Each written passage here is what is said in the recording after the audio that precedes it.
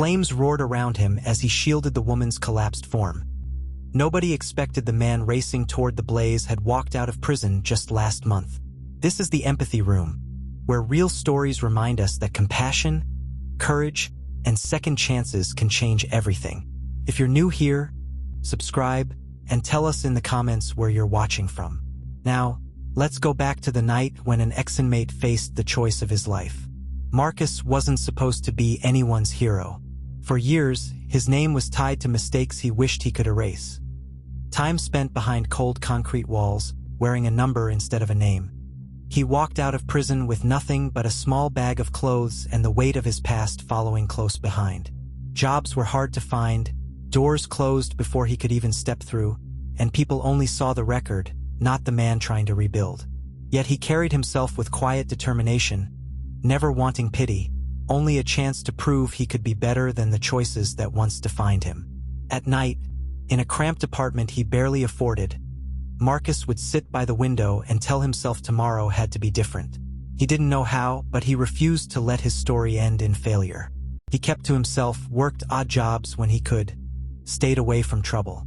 Nobody looking at him would have guessed that one decision, one act of courage, would soon put his name on every headline across the country. It was late, the streets almost empty, when Marcus walked home after another long shift hauling crates at the docks. His shoulders ached, his hands calloused, but what caught his attention wasn't the pain. It was the faint glow at the corner of the block. At first, he thought it was a streetlight flickering, until the sharp smell of smoke hit him.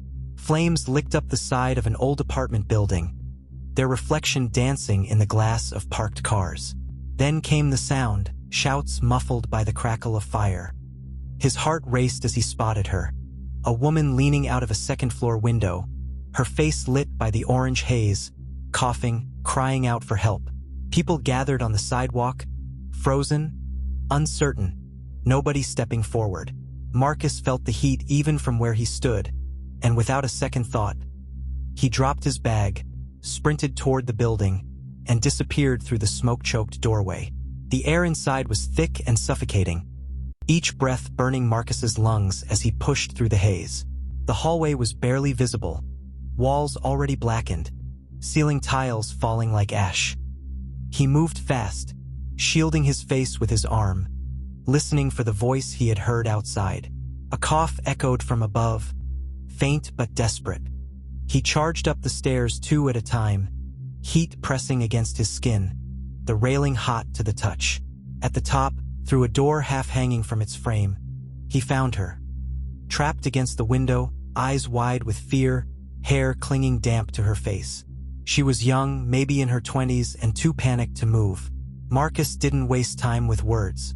He wrapped his jacket around her shoulders, pulled her close, and shouted over the roar of the flames, "Stay with me." The floor groaned under their weight as he guided her out, each step slower, heavier, smoke clawing at their throats. His shirt stuck to his back, sweat pouring, but his grip never loosened. Step by step, he pushed toward the exit, determined that she would not be left behind. When Marcus finally stumbled out into the night, carrying the woman in his arms, the crowd erupted. Firefighters rushed past him, sirens blaring, hoses hissing, but for a moment all eyes were on him. His clothes were scorched, his arms streaked with soot, his chest heaving with each ragged breath. The woman coughed, then clung to him, alive because he had refused to stand back. EMTs hurried them both onto stretchers, slipping oxygen masks over their faces. As the ambulance doors closed, Marcus caught glimpses of cell phones raised high, strangers recording what they had just witnessed. Hours later, in a hospital bed with bandages wrapped around his hands, he woke to reporters waiting in the hallway and headlines already spreading online. An ex-inmate who had risked everything to save a stranger. For Marcus, it wasn't about recognition. It was the look in that woman's eyes when she realized she was safe that stayed with him. Yet, outside those hospital walls, his story was already taking on a life of its own. Weeks later, Marcus found himself standing in a courthouse, but this time not as a defendant. The city wanted to recognize his bravery, and the same judge who once handed down his sentence was now staring at him from the bench. The room was packed, Reporters, neighbors, strangers who had followed the story. Marcus stood quietly, hands folded, uncomfortable with the attention, while the judge adjusted his glasses and cleared his throat. Everyone waited. Finally, he spoke, his voice carrying through the chamber. "Years ago, I sentenced you for the mistakes you made. I remember the look on your face then. Today, I see a different man standing before me. One who risked his life without hesitation to save another. That act speaks louder than any record. It shows us all that redemption is real."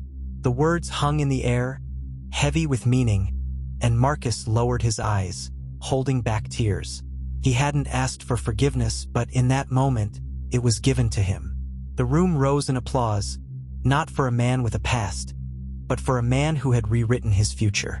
Marcus walked out of that courthouse not as the man defined by his mistakes, but as someone whose courage had rewritten his story. He didn't carry a medal or a certificate, just the quiet knowledge that when the moment came, he chose to act, and that choice changed everything. The woman he saved went on to rebuild her life, and the judge's words echoed far beyond those walls, reminding everyone who heard them that redemption isn't just possible, it's powerful. Marcus had no way of knowing that night, when he saw the flames rising and felt the heat against his face, that it would become the moment that defined him forever. What he did know was this: sometimes the greatest acts of bravery come from those the world least expects, and sometimes the most broken paths can lead to the strongest heroes.